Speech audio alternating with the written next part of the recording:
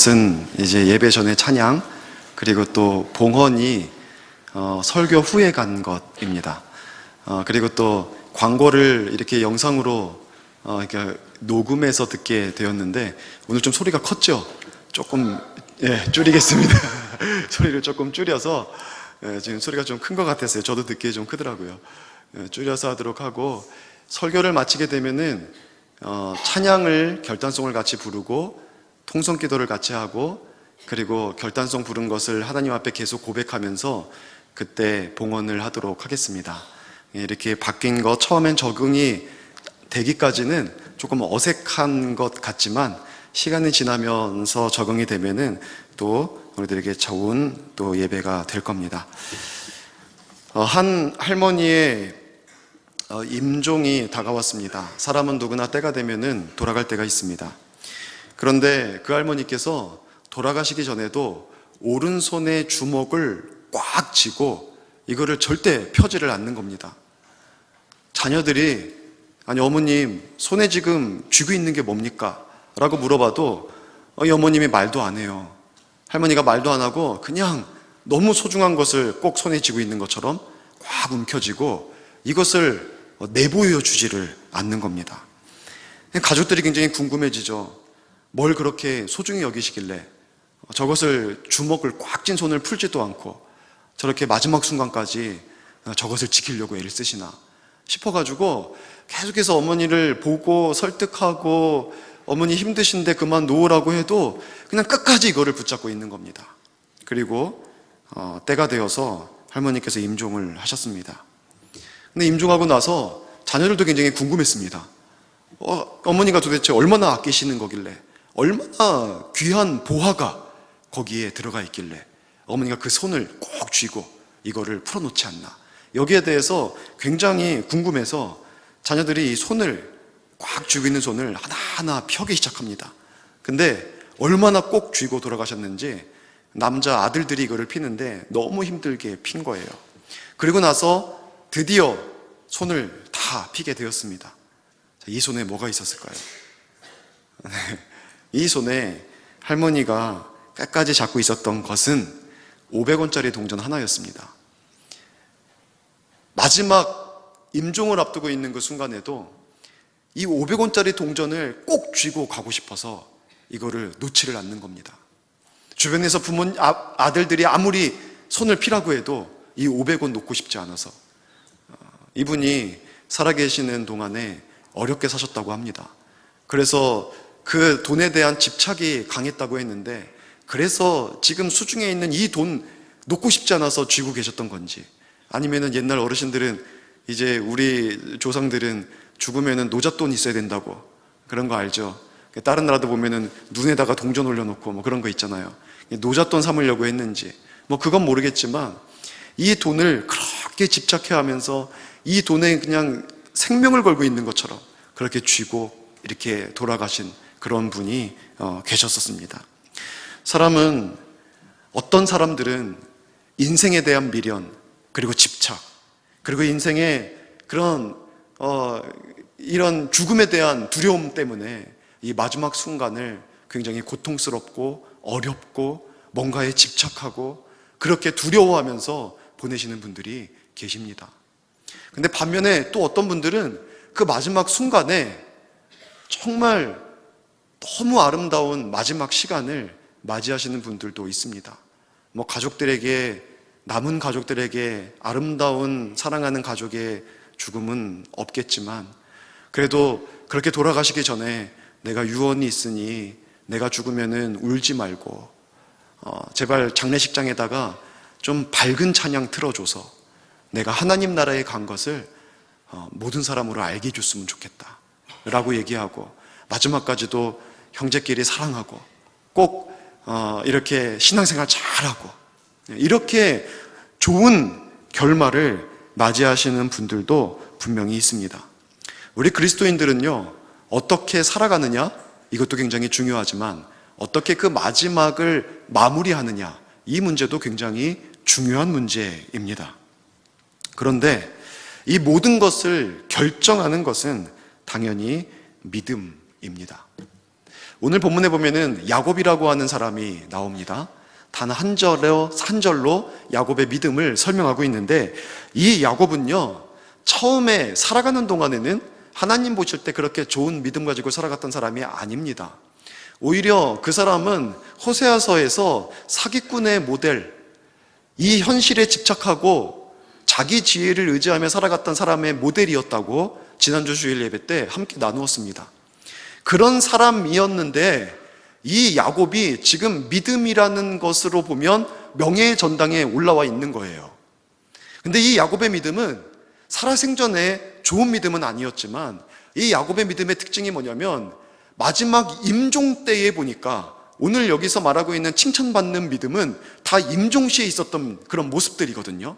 마지막 임종 때에 보니까 정말 많은 사람들이 볼 때에 칭찬할 만하고 모범이 될 만한 그러한 예배의 모습을 보여주고 있는 것을 오늘 성경이 말씀하고 있는 겁니다. 그래서 오늘 야곱이 마지막에 보여준 이 모습을 통해서 점점 더 성장해야 하는 믿음의 성질, 그리고 하나님께서 기뻐하시는 신앙의 모습을 함께 나누고자 합니다.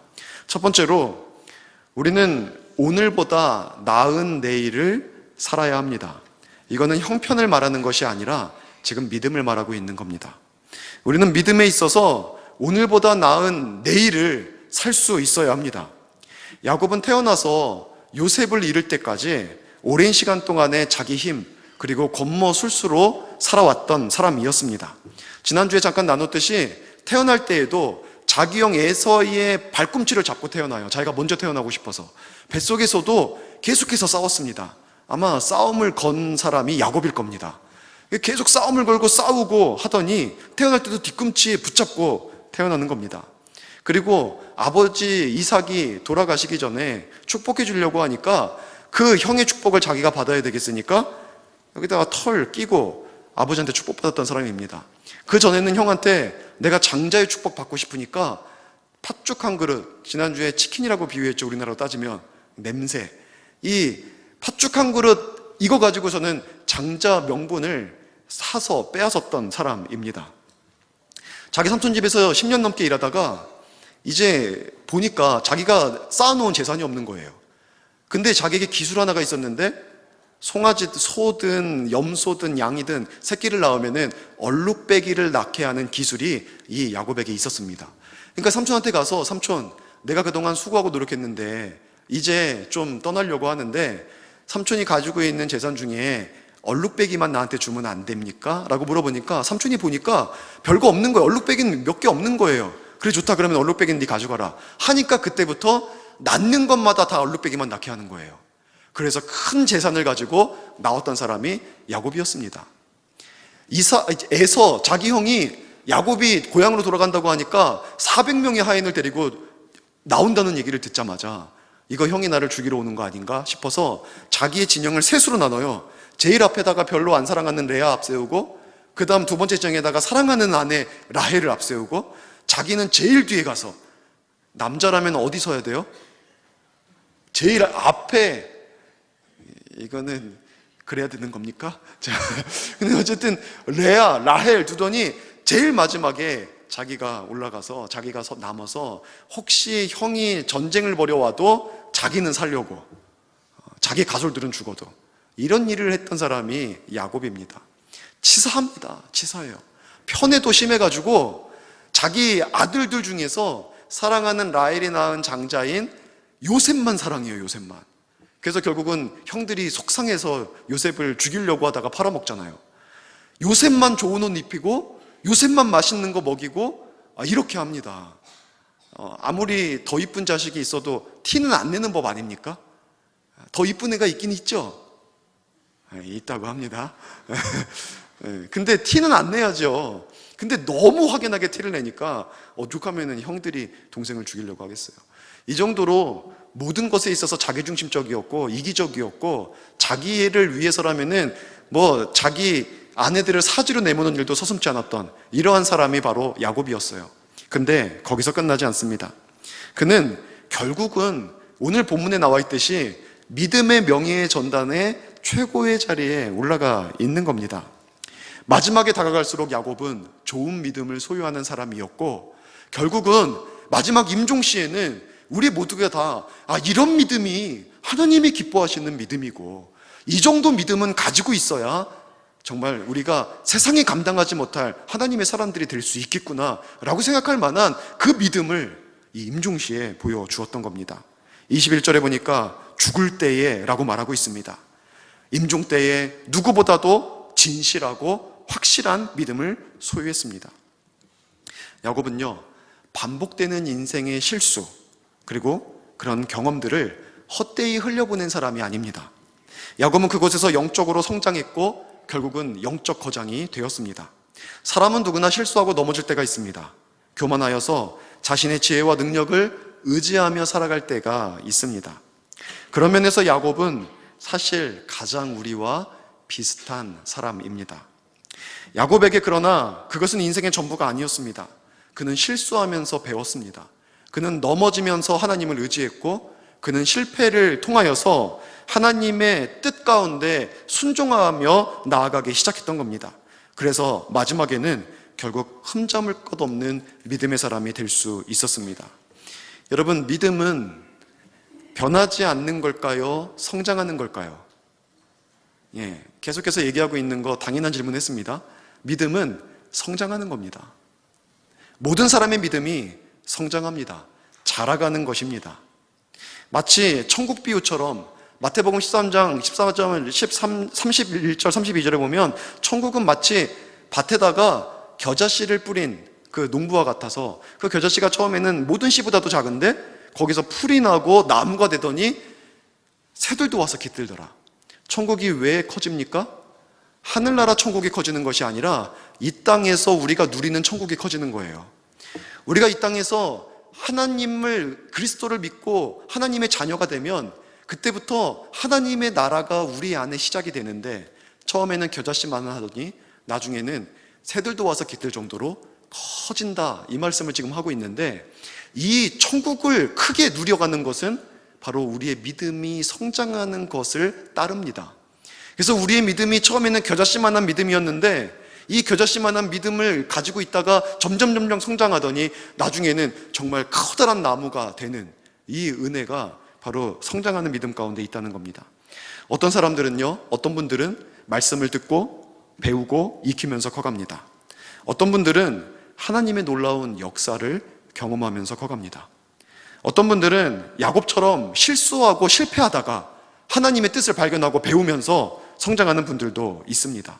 나의 인생에 어떤 일이 펼쳐지든지 그것을 통하여서 믿음을 성장시킬 수 있는 그러한 계기로 삼으시기를 주의 이름으로 축원합니다. 그렇기 때문에 저는 목회자로서 저와 함께하고 있는 여러분들을 향한 기대가 있습니다. 그것은 오늘보다 내일 더 좋은 믿음으로 성장하실 것이라는 확신과 기대를 가지고 여러분들을 대합니다. 계속해서 그 기대의 시선으로 여러분들을 볼 겁니다. 어떤 사람의 오늘의 모습이 결코 내일의 모습이 그러니까 내일의 똑같은 모습일 수는 없습니다. 사람은 늘 바뀌게 되어 있어요. 오늘의 실수가, 오늘 한번 실수했다고 내일 똑같은 실수를 저지르라는 법은 없습니다. 그렇기 때문에 오늘 비록 연약하고 실수하는 모습을 보인다고 할지라도 내일은 더 성장한 모습으로 하나님 앞에 믿음의 용장으로 설 수 있기 때문에 여러분들을 향한 기대와 사랑의 마음을 가지고 여러분들을 대합니다. 여러분, 서로를 볼 때에도 그 마음으로 대해 주시기 바랍니다. 한 사람을 볼 때 과거의 어떤 실수, 과거의 어떤 잘못, 그 사람이 너무 마음이 불편하고 있을 때 사람이 늘 좋은 말을 하는 거 아니에요. 그렇죠? 막 웃으면서 좋은 말 하다가도 화가 나면 이렇게 화를 좀 안 좋은 말도 하기도 합니다. 아내랑 집안에서 싸우고 나왔는데 주변에서 똑같이 장난치면 감정 상해 있는데 다른 데는 잘 받아주다가도 갑자기 버럭 화낼 수 있는 게 사람입니다. 그러나 그런 과거에 실수 한 번 했다고 미래에도, 오늘도 미래에도 그 사람이 똑같을 거라는 생각은 우리의 착각입니다. 이런 것들을 가리켜 편견이라고 합니다. 이건 편견이 뭐냐면 일부분의 내용을 그 사람의 전체의 모습으로 보는 게 편견입니다. 그 사람의 전체가 그게 아니에요. 단면이에요. 단면에 있어서는 사실입니다. 하지만 그 단면이 그 사람의 인생의 전체를 설명해 주는 것은 절대 아니에요. 근데 우리가 굉장히 실수하는 것 중에 하나가 내가 그 사람에 대해서 알고 있는 아주 일부분의 정보를 가지고 그 사람의 전체를 평가해 버리는 겁니다. 어떻게 한 사람을 잠깐 경험했던 그 경험으로 모든 것을 판단 내리고 평가할 수가 있겠습니까? 그래서 칸트는 이런 편견을 뭐라고 얘기했냐면, 편견은 어리석은 자의 이성이다 라고 얘기를 했어요. 바보의 이성이다. 이것은 잘못됐다는 건 아니에요. 몽상이 아니에요. 판단이고 이성이고 생각입니다. 그런데 어리석은 사람들이 하는 생각이라는 거예요. 여러분, 누군가를 볼 때 그 사람이 과거의 잘못이나 연약함이나 실수를 가지고 오늘도 그 사람을 그렇게 판단하지 마시고, 하나님께서 그 사람 속에서 역사하시면 과거에 말실수한 사람이라 할지라도 오늘 말이 바뀔 수 있습니다. 과거에 연약해서 실수해서 넘어졌던 사람이라고 할지라도 오늘은 큰 믿음 가지고 하나님 앞에 서서 나아갈 수 있는 겁니다. 여러분, 그런 믿음으로 사람을 봐주십시오. 사람은 변화합니다. 실제로 과거에 교회에 자기 아내가 너무 교회를 열심히 다니니까 그것 때문에 승질이 나가지고 똥찌개를 들고 온 사람이 있었습니다. 똥찌개를 딱 들고 왔는데 이분이 처음에 본당에 예배 드릴 때 부으려고 들어왔어요. 뭐 남자들이 이렇게 성격 있는 사람들이 있잖아요. 성질 아주 있는 사람들. 그거를 똥찌개를 쥐고 딱 들어왔는데, 똥찌개를 쥐고 딱 들어왔을 때 그 교회 뒤편에 그 교회 장로님들, 안수집사님들이 계셨거든요. 근데 그 교회는 진짜, 저도 처음 가서 조금 놀랐었는데 진짜 희한하게 장로님들, 안수집사님들이 다 조폭처럼 생겼습니다. 어깨가 이만하고, 어깨가 막 이만하고 얼굴이 커요. 얼굴이 크고 피부가 거칠고 눈이 조그매요. 그러면 끝나는 거 아닙니까? 근데 그런 분들이 갑자기 어떤 사람이 문을 확 열고 들어오니까 일제히 시선을 돌려서 딱 쳐다볼 거 아닙니까? 그러니까 이 사람도 좀 남자가 칼을 뽑았으면 휘둘기라도 해야 되는데 똥찌개를 딱 들고 들어왔다가 한번 휙 둘러보고 이렇게 다시 돌아서 나가는 마치 내가 여기가 아니네 하고 나가는 것처럼 하는 순간에 붙잡혔어요. 그리고 나서 그분이 결국은 교회에 등록을 하고 예수님을 믿었는데 나중에 그분이 장로님이 됐습니다. 사람은 변화합니다. 교회에다가 똥 부으려고 왔던 사람도 그 교회 장로님이 될 수 있어요. 그러니까 우리는 어떤 사람을 볼 때 한순간의 모습 봐가지고 똥지게 들고 왔던 사람이라는 평가만 가지고 있다면 그분은 어떻게 장로님 세웁니까? 언제 똥 부을지 모르는데.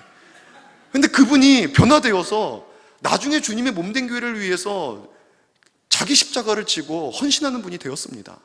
사람은 때가 되면 믿음이 성장합니다. 야곱이 이렇게 명예전단에 오를 줄 누가 알았습니까? 근데 지금 명예전단에 올라 있는 거예요. 사람들을 일면만 가지고 끝까지 그를 봐서는 안 되는 것이, 이 편견이나 선입견은요, 실제 그 사람이 그렇게 되게 만들어버리는 힘이 있습니다. 한 학급에서 이런 실험을 했어요. 담임 선생님이 사람 인생을 두고 이런 실험을 하면 안 되는 건데, 담임 선생님이 그 다음 담임 선생님한테 자기 반을 넘겨주면서 이런 얘기를 한 겁니다. 진짜 모범생을 가리키면서, 이 애가 우리 반에서 제일 말썽쟁이입니다. 이 애는 날마다 사람들을 괴롭히고 수업 시간에 잠만 자고 해라는 과제도 안 하고 정말 반 평균을 깎아먹는 아주 나쁜 아이입니다 라고 말해준 거예요. 모범생을, 1등을. 그리고 진짜 반 애 중에 그런 애들이 있잖아요. 없습니까? 저는 있었어요. 있습니다. 근데 진짜로 공부도 안 하고 맨날 잠만 자고 애들 때리고 반찬 뺏어 먹고 막 이런 애가 있었어요. 근데 얘가 우리 반 1등입니다. 얘가 모범생입니다. 이렇게 말을 한 거예요. 그리고 나서 1년이 지나니까 여러분 어떻게 돼 있었겠습니까? 진짜 둘이 바뀌어 있는 거예요. 모범생은 말썽쟁이가 돼 있고 말썽쟁이는 모범생이 돼 있어요. 왜요? 모범생이 말썽쟁이라는 인식 가지고 대하다 보니까 이 모범생이 뭐를 이렇게 잘해도 제가 지금 담임이 바뀌어서 지금 나한테 일부러 저렇게 하는 건가? 그래도 내가 속지 말아야지. 저놈 내가 조심해야 돼. 이렇게 대하고, 말썽쟁이가 잠을 자고 있으면은 모범생이라고 들었으니까는 아이고 지난밤에 얼마나 밤새고 피곤했을까, 바카스라도 한 병 갖다 주면서 너 지난밤에도 공부 많이 했구나, 얼마나 피곤하면은 너가 여기서 잠을 자니, 그래 선생님이 너 기대하고 있다, 괜찮다, 괜찮아, 이렇게 대하니까 시간이 지나면서 변화가 일어났는데, 진짜 모범생은 말썽쟁이로, 진짜 말썽쟁이는 모범생으로. 제가 꼭 2번 얘기하지 않았죠? 네. 그렇게 변화가 일어난 겁니다. 그러니까 사람을 평균 가지고 대해도 역시 똑같아요. 저 사람은 사람들한테 함부로 대하는 사람이야. 라고 평강 가지고 그 사람 끝까지 대하면 그 사람은 진짜 사람들한테 거칠게 대하는 사람이 됩니다. 그러니까 우리는 보통 얼굴 인상만 보고 사람을 판단하죠. 그래서 얼굴이 험하게 생긴 사람도 속에 양 20마리쯤 있을 수 있는데 저 사람은 되게 무식하고 싸움 잘하고 맨날 폭행하는 사람일 거야, 이런 생각 가지고서는 막 겁내고 꺼려하고 이러면 그 사람은 그런 사람 됩니다. 그래서 초등학교 때는 얼굴이 험악해 써도 양 같은 아이들이 중학교 가면은 갑자기 막 주먹 쓰는 애들로 변해요. 사람들이 그렇게 대하니까. 그러니까 우리는 사람들을 대할 때에 그 사람을 편견이나 그 사람의 선입견을 가지고 대하지 말고, 과거의 어떤 실수나 잘못을 가지고 미래도 생각하지 말고, 우리가 비록 그 사람이 좀 허물이 있어도 그 사람도 때가 되면 하나님께서 다듬어 주시고 성장해서 믿음의 용장으로 설 수 있다는 것, 여러분 그 기대를 가지고 서로를 봐주시기 바랍니다. 서로 기대해 주시고 서로 칭찬해 주시고 서로 사랑해 주시고 서로 도와주시면 얼마나 참 은혜 있는 교회, 멋있는 교회 될 수 있겠습니까? 여러분, 하나님이 사람 속에서 일하십니다. 그 하나님의 일하심을 기대하시기 바랍니다. 자기 자신의 노력, 깨달음에 주변 사람들의 칭찬의 말과 격려의 말이 더해지면 정말 믿음 좋은 사람들이 넘치는 교회 될 수 있습니다. 그런 교회 함께 세워갈 수 있기를 축원합니다. 두 번째로, 말씀의 지위를 높여야 합니다. 믿음이 성장하면 어느 순간 하나님의 사람들에게 있어서 굉장히 중요해지기 시작하는 것이 말씀입니다. 믿음이 연약할 때에는 그 말씀들이 별로 안 중요했어요.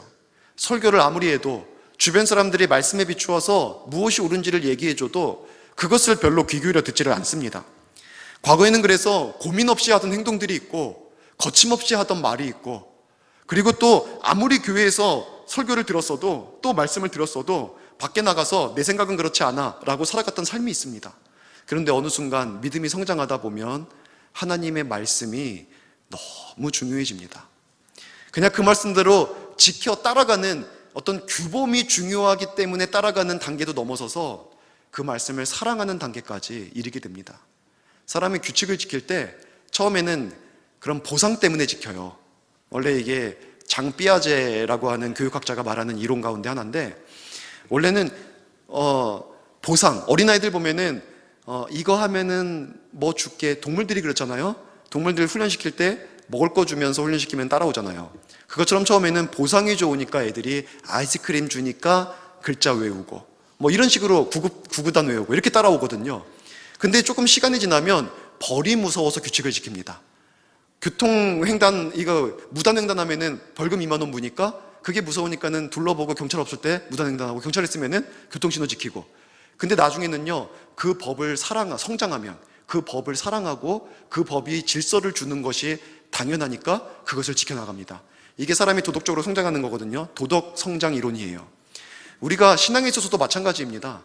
우리가 말씀이 좋아질 때에도 처음에는 성경학교 때에는 말씀 외워가면은 달란트 주니까 그 보상 때문에 하기 시작하죠. 근데 조금 더 지나면은 부모님이 주일날 예배 안 가면은 야단쳐요. 그러니까 그 야단치는 게 잔소리 듣기 싫으니까 교회 나옵니다. 근데 더 신앙이 성장하면 어때요? 교회 나가서 예배 드리는 것이 너무 좋아요. 찬양하는 것이 너무 행복하고, 그래서 교회에 찾아서 예배를 드리는 겁니다. 믿음이라는 것이 그렇게 성장하는데 말씀을 사랑하는 것도 마찬가지죠. 나중에는 하나님의 말씀이 너무 좋고 사랑해서 그 말씀을 따라 살아가는 그러한 삶이 될 수 있는 겁니다. 그래서 여러분, 큰 믿음을 소유한 사람의 가시적인 특징이 하나님의 말씀을 중시하고 그 말씀대로 살아가는 데서 나타납니다. 하나님의 말씀을 늘 읽고 사모하고 듣고 배우기를 기뻐하시는 분들은 여러분 가시적으로 이분은 정말 믿음이 참 크게 성장하신 분이구나 라고 생각할 수 있습니다. 밖에 나가서 아무도 보이지 않는 곳에서도 여전히 그리스도인 다움이 말씀대로 살아가는 통해서 나타나는 건데, 그것이 보이는 분이라면 당연히 그분은 정말 믿음이 좋은 분이죠. 말씀대로 살고 말씀을 붙잡고 살고 온갖 유혹이 다가와도 그 말씀으로 그 유혹들을 이기며 나아가는, 예수님도 사단으로부터 유혹받을 때 무엇 가지고 이겼습니까? 말씀 가지고 이겼어요. 말씀 가지고. 전부 다 말씀 가지고 이겼어요. 그러니까 말씀 붙잡고 있으면 그 사람은 정말 사단의 유혹도 이기고 큰 믿음으로 하나님이 원하시는 삶을 살아내는 사람이 되는 겁니다. 여러분, 말씀을 소중히 여기시고 말씀의 지위를 여러분의 인생에서 높이시기 바랍니다. 요한일서 2장 14절에 보면 이런 말씀이 있습니다. 청년들아, 내가 너희에게 쓴 것은 너희가 강하고 하나님의 말씀이 너희 안에 거하시며 너희가 흉악한 자를 이기었습니다. 하나님의 말씀이 그 안에 거하니까, 이건 지난번에 나눴던 말씀이죠. 영적 성장의 단계. 영적으로 청년기에 이르면 하나님의 말씀이 그 속에 거해서 사단도 이길 수 있는 그런 힘을 소유하게 되는 겁니다.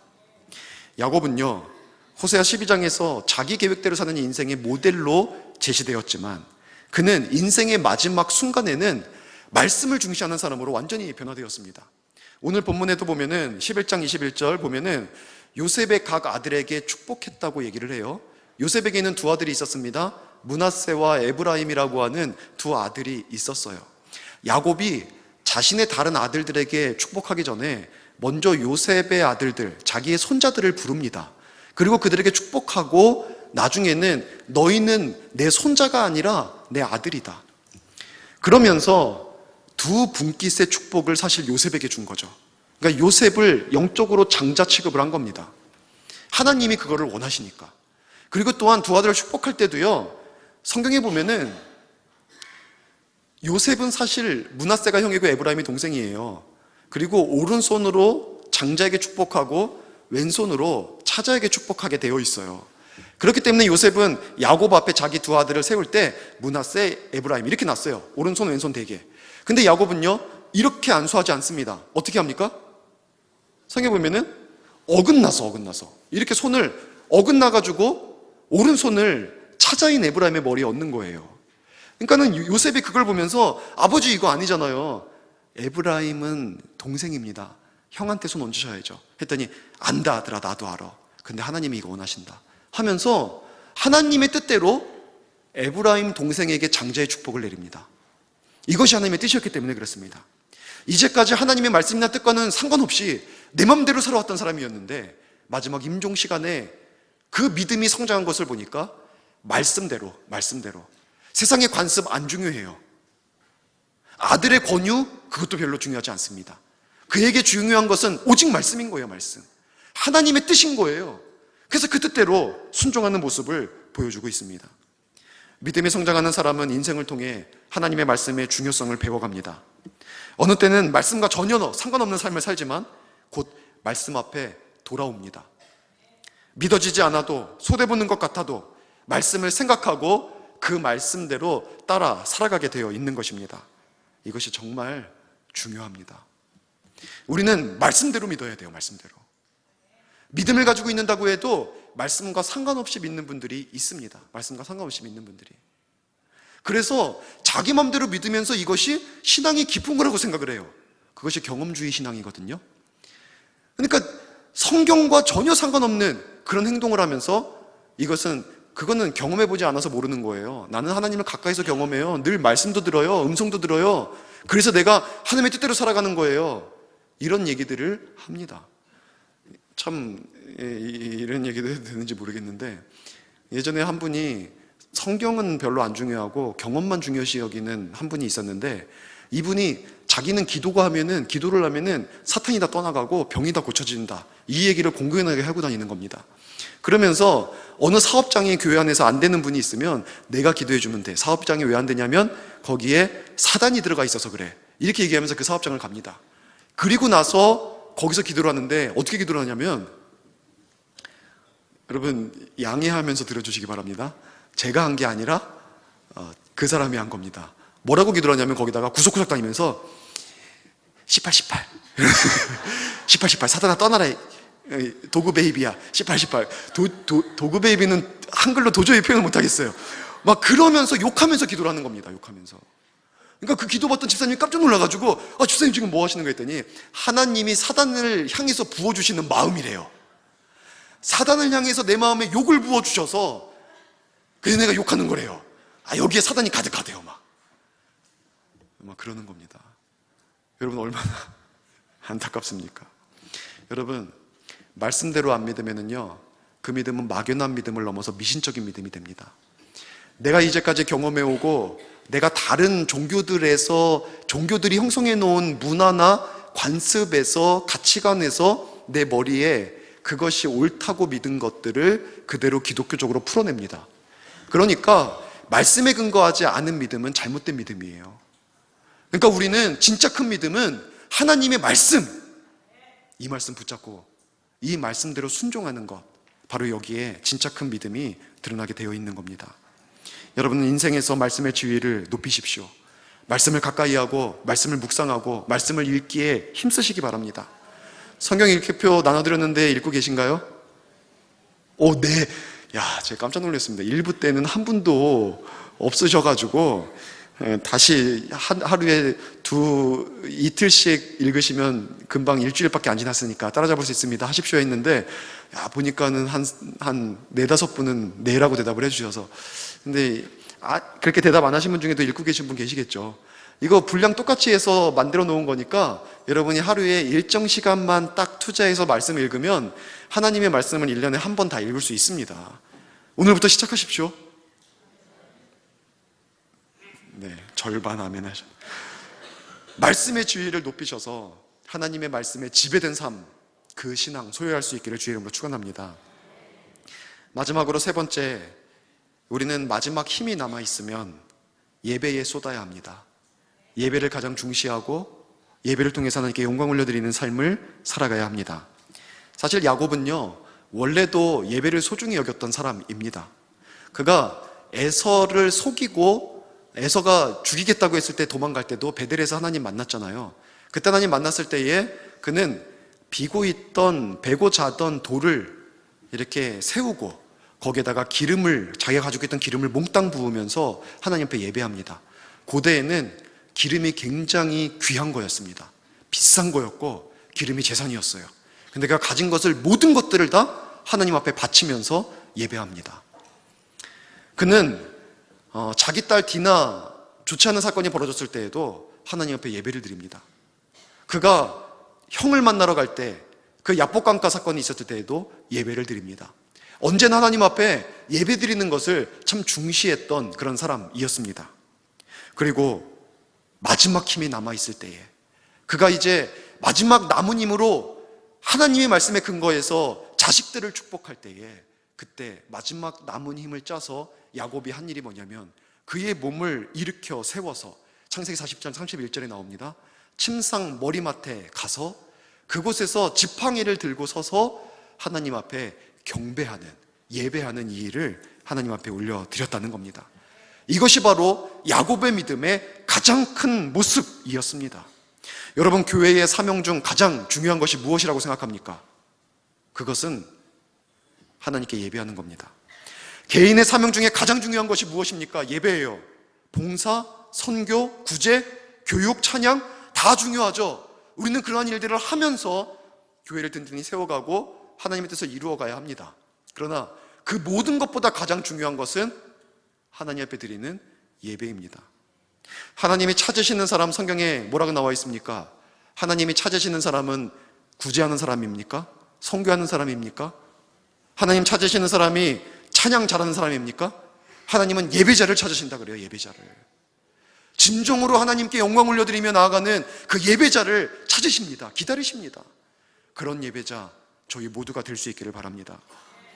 이 하나님을 예배하고 하나님께 그 예배자의 삶을 사는 것, 이것이 우리들의 인생에 있어서 가장 중요합니다. 그리고 교회는 이런 예배자 세우는 일을 가장 우선적인 사역으로 삼아야 되는 것입니다. 여러분, 여러분의 삶 가운데 얼마나 예배가 중요합니까? 얼마나 그 예배를 하나님 앞에 드리기 위해 인생의 모든 시간들을 조절하십니까?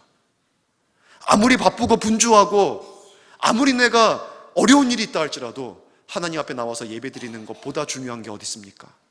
여러분, 하나님 앞에 예배로 회복하시기 바랍니다. 우리들이 우리 한국의 상황에서는 자녀들을 잘못 양육하는 것이 한 가지가 있습니다. 그게 뭐냐면 고3이 되면은 아무리 교회 중직자라고 할지라도 자기의 자녀에게 이렇게 말하는 분들이 꽤 있어요. 올 한 해는 너 인생에 있어서 가장 중요한 때다. 이 말까지는 틀리지 않았어요. 그러니까 올 한 해는 예배 드리지 말고 교회 나가지 말고 열심히 공부하고 좋은 대학 가서 좋은 직장 가고 하나님께 영광 올려드릴 수 있는 기회가 얼마든지 있다. 그러니까 올 한 해는 예배 드리지 말라. 이렇게 얘기하시는 분들이 제법 계십니다. 그래서 고3이 되면은 예배보다 공부. 여러분, 이것이 무엇을 가리키는 거라고 생각하십니까? 인생의 어느 순간 자녀들에게 있어서 중요한 일이 있을 때 아버지와 어머니가 가르친 거예요. 너의 인생에 중요한 일이 있을 때 너는 그것부터 해라. 그것을 이루고 나서 예배드려라. 그러니까는 청년이 되고 직장을 잡고 결혼하게 되면 그렇게 열심히 신앙생활하던 애들이 교회를 안 나옵니다. 너 왜 안 나와? 기도 제목으로 내세우죠. 근데 그거는요, 부모님이 가르친 거예요. 인생에 있어서 다급하고 중요하고 그런 시기가 있을 때 하나님 앞에 예배드리는 것보다 그런 일을 먼저 선택하는 것을 가르쳤기 때문에 그들이 중요하다고 생각할 때는 지금 30대 때 내가 어느 정도 직장에서 인정받고 어느 정도 사업을 할 때 어느 정도 기반을 닦아야 그 다음에 살아갈 수가 있는데, 아버지 지금 얼마나 어려울 때예요. 아버지가 그걸 또 이해해 주지 못하면 어떡합니까? 하면서 그냥 사회 속으로 들어가 버리는 거예요. 그러면 40대 되면 중요한 일 없습니까? 50대 되면 인생에 중요한 일이 없습니까? 아니에요. 여러분, 우리는 그 무엇도 예배와 맞바꿔서는 안 됩니다. 예배가 내 인생에 있어서 가장 중요한 목적이고, 예배 드리기 위해서 내 삶의 모든 것들의 시간 배분이 이루어질 수 있어야 합니다. 여러분, 이러한 예배자들로 설 수 있기를 바랍니다. 남북전쟁이 활발할 때 미국의 링컨 대통령이 전쟁이 막 벌어지고 있는 상황 속에서, 그런 상황 속에서도 예배를 멈추지 않았던 그런 분으로 유명합니다. 그래서 그분은 전쟁 중에도 총탄이 막 오고 가는 상황 속에서도 예배할 시간이 되면은 하나님 앞에 무릎 꿇고 예배를 드리고, 주일이 되면은 반드시 교회에 가서 예배를 드린 그러한 분이었습니다. 근데 어느 날 한 교회에 들어갔는데 그 교회에서 예배 사회를 보고 있는 분이 광고를 하면서 이런 얘기를 하는 겁니다. 이제 당분간 교회를 중단해야 되는 상황에 이르렀습니다. 예배를 멈추어야 될 것 같습니다. 보십시오. 우리가 지금 얼마나 다급한 상황에 있습니까? 지금 하나님의 뜻을 이루려고 하고 있는 북군이 많은 사상자들이 나오고 많이 다친 사람들이 있는데 병원 시설이 미비해서 그 사람들을 다 수용할 수가 없게 되었습니다. 그러면 이 시대에 우리 교회를 세워주신 목적이 뭘까요? 그런 사람들을 데려다가 치료하는 게 목적이라고 생각합니다. 그러니까 이제 예배를 멈추고 전쟁이 끝날 때까지 부상자들을 돌보는 병원의 역할을 감당하는 것이 우리가 할 일입니다. 모두가 다 동의하고 있을 때 링컨 대통령이 그 자리에서 뻘떡 일어나가지고 그게 무슨 소리냐, 우리에게 있어서 아무리 전투가 치열하다고 할지라도 그건 사실이고 부상자도 많은 것도 사실이지만, 그러나 그렇다고 하나님께 드리는 예배를 어떻게 중단할 수 있냐. 우리는 이러한 순간일수록, 나라가 어려울수록 더욱 하나님께 예배하고 전적으로 하나님을 의지해야 합니다. 그래서 그곳에서 예배가 멈추어지지 않고 하나님 앞에 남북전쟁이 끝날 때까지 북군이